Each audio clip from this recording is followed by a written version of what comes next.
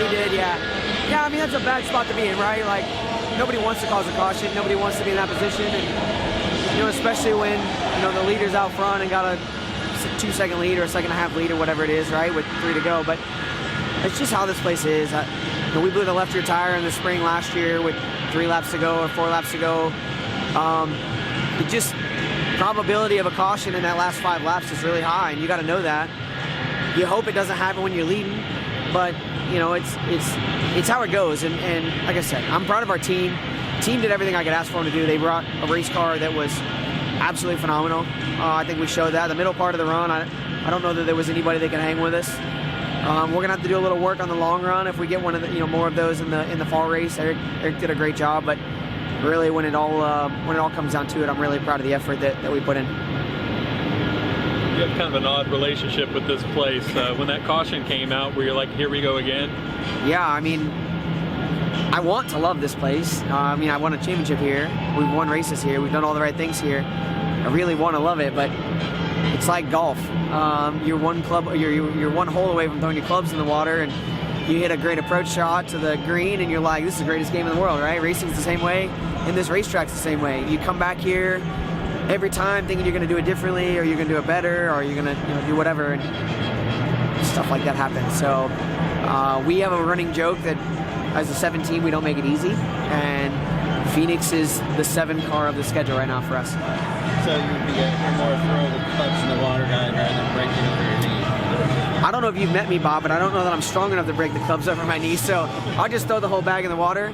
Depending on how bad the day is, we might just drive the golf cart and all in there and just cut our losses and call it a day. So I've never done that, but I've been really close. So really close.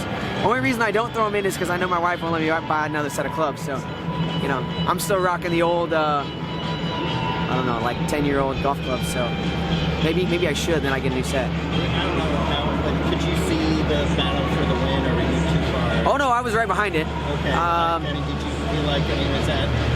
I mean, for the win? I mean, I think Alex knew the position he was in on the outside.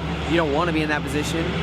You know, Alex had to throttle up. Eric, I mean, he was in the position he was in. I think the 20 was actually, if those two made any more contact and it slowed them down anymore, I think the 20 ends up winning the race, to be honest. So, you know, you're in a tough spot there. You know, selfishly, you know, I'd love to see Chevrolet win, but at the same time, it made for great racing for fans, and I think it's a preview of what we're going to see, you know, come later on in the year when we get back here for a championship. And that same move has happened 1,000 times here, whether it be for a win or a championship, whatever.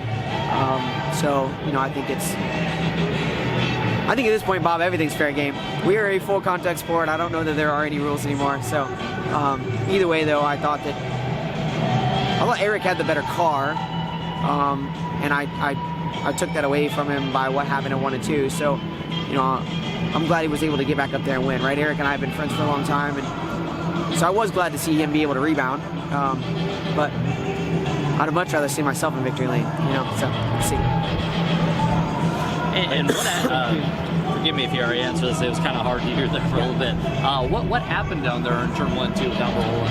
Yeah, I mean, so under the caution there, you know, you're out there on hot tires, and they blew all the marbles right out in front of all the field, and we picked it all up, and, you know, under caution I could just tell, you know, warming the tires up, I was trying to get all of it off there the best I could, and you know, I hadn't been loose on entry all day, and we drove down to turn 1, and I was sideways as soon as I lifted off the accelerator and was just kind of hanging on. Honestly, if Eric wasn't there, I was backing into the fence at about 900 miles an hour just because of, you know, he was able to steer me like a rudder and keep me from crashing. So I owe him a big thank you.